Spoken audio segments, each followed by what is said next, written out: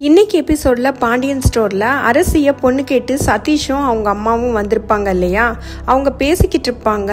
அப்போ வந்துட்டு பாண்டியன் என்ன சொல்வாருன்னா, அரசியை கேட்டுட்டு தான் நான் முடிவு சொல்ல முடியும் அப்படின்னு சொல்லிட்டு அரசி இருக்கிற ரூமுக்கு போய் அரசி கிட்ட டிஸ்கஸ் பண்ணுவாரு. இவ்வளவும் நடந்துகிட்டு இருக்கும்போது சுகன்யா அந்த வீட்டுக்கு போவாங்க, கோமதியோட அம்மா வீட்டுக்கு போவாங்க. அங்க மாறி நல்லா தோசை செஞ்சிருப்பாங்க குமாருக்காக.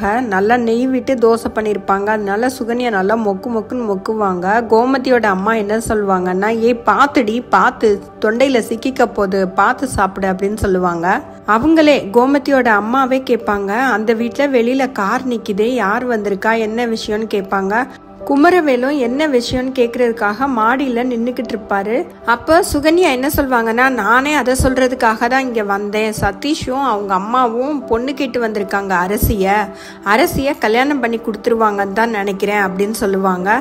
இந்த விஷயத்த கேட்டதும் குமரவேலுக்கு ரொம்ப சங்கடமா இருக்கும். அவங்க பாட்டிக்கும் ரொம்பவே கஷ்டமா இருக்கும். அதுக்கப்புறம் சுகன்யா போயிடுவாங்க. இந்த வீட்டுக்கு வந்ததும் எனக்கு ரொம்ப புழுக்கமா இருந்தது, அதான் வெளியில போயிட்டு வந்தேன் அப்படின்னு சொல்லிட்டு அங்க உள்ள டிஸ்கஷன்ல ஜாயின் பண்ணிக்குவாங்க. பாண்டியனும் அரசியும் உள்ள ரூம்ல உட்காந்து பேசுவாங்க. அரசி என்ன சொல்வாங்கன்னா, என்னோட வாழ்க்கையில நான் எதிர்பார்க்காம என்னென்னவோ வரிசைக்கா நடந்துருச்சுப்பா. அதுல இருந்து நான் வெளியில வர்றதுக்கு எனக்கு கொஞ்சம் டைம் வேணும்ப்பா. நான் கொஞ்சம் படிக்கணும். என்னோட படிப்பு முடிச்சுட்டு நான் வேலைக்கு போகணும். நம்ம வீட்டுல எல்லாரோடையும் நான் சந்தோஷமா கொஞ்சம் வருஷமாவது இருக்கணும்ப்பா. அதுக்கப்புறம் நீங்க முடிவு பண்ணி எந்த பையனை காட்டுறீங்களோ, இந்த பையனை தான் கல்யாணம் பண்ணுன்னு சொன்னீங்கன்னா நான் கல்யாணம் பண்ணிக்கிறதுக்கு ரெடி அப்படின்னு சொல்லுவாங்க. அதுக்கு மேல உங்க இஷ்டம்ப்பா, நீங்க என்ன சொல்றீங்களோ அதுதான் என்னோட முடிவு அப்படின்னு சொல்லிடுவாங்க. பாண்டியன் அரசியை கூட்டிட்டு வெளியில வருவாரு. சதீஷோட அம்மா என்ன இவ்வளவு நேரமா டிஸ்கஸ் பண்ணீங்களே என்னன்னு கேட்பாங்க. அவரு அரசிக்கு இப்ப கல்யாணம் வேண்டாம், கொஞ்ச நாள் ஆகட்டும், அது வரைக்கும் மாப்பிள்ள வெயிட் பண்ணுவாருன்னா வெயிட் பண்ணட்டும், அது அப்ப பேசி முடிவு பண்ணிக்கலாம்.